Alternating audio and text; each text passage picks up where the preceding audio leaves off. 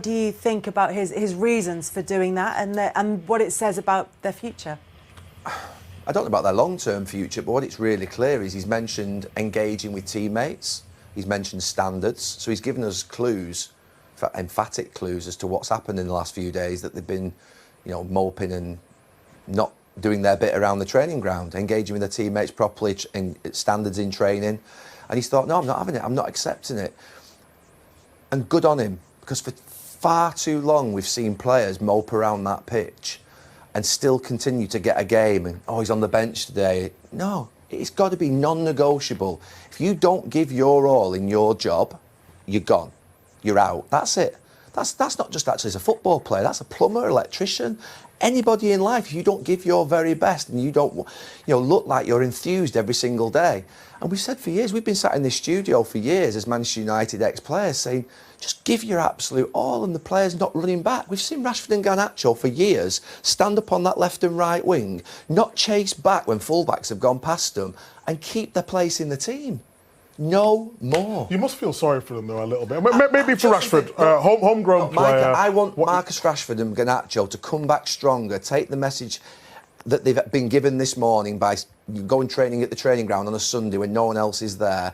I want them to take this in the right spirit and become the very best players for Manchester United. But what's really clear, I don't care who you are, whether you're Andrei Kanchelskis, Ryan Giggs, David Beckham, Nani, whoever you are as a wide player at Manchester United, you've got to run that way as fast as you can, you've got to run back that way as fast as you can. And then the rest of it, to be fair, they've got the talent and they've got the ability. But if they don't do that, there's no place for you in the club, there's no place for you in the team. But do you think Rashford's a little... No, I just feel like every time we're talking about Man United, and I think Rashford is a little bit of a scapegoat at times. Don't hone in on Rashford. Don't hone in on Rashford. Don't try and move the... I'm not because... Don't try and move it. Garnacho and Rashford have sulked for the last few weeks. Yes, but hold on. But Garnacho's not gone to the same level as Rashford before. Rashford scored 30 goals 2 seasons ago.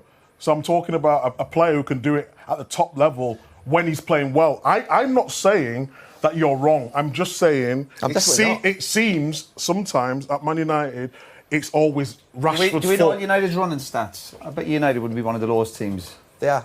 Yeah. They're one of the lowest teams in the league. Micah, to be honest with you, I hear this. You're focusing on Marcus Rashford. I prefer to look at both of them. But if we want to talk about Marcus Rashford, he's on, I think, the highest wage in the club apart from Casemiro. To be fair, Casemiro just got a wonderful contract. He's on 350 grand a week, reportedly. Right? He's a star player who has scored 30 goals. With that comes the scrutiny and expectation of being one of the best players. Whether you were Cristiano Ronaldo at Manchester United, whether you were Roy Keane, whether you were Wayne Rooney, whether you were David Beckham, whether you were the star player of any era, Eric Cantona, more had to be demanded of you than Gary Neville at right back. Let's be clear. If I don't play well, not many people are going to talk about it. If Roy Keane does something bad, or if David Beckham does something bad, or if Marcus Rashford does something bad, that is where they're the big players. They get the most money for a reason. So if he's not working back, if he's not playing well, if he's not looking like he's enjoying himself, right, something has to happen.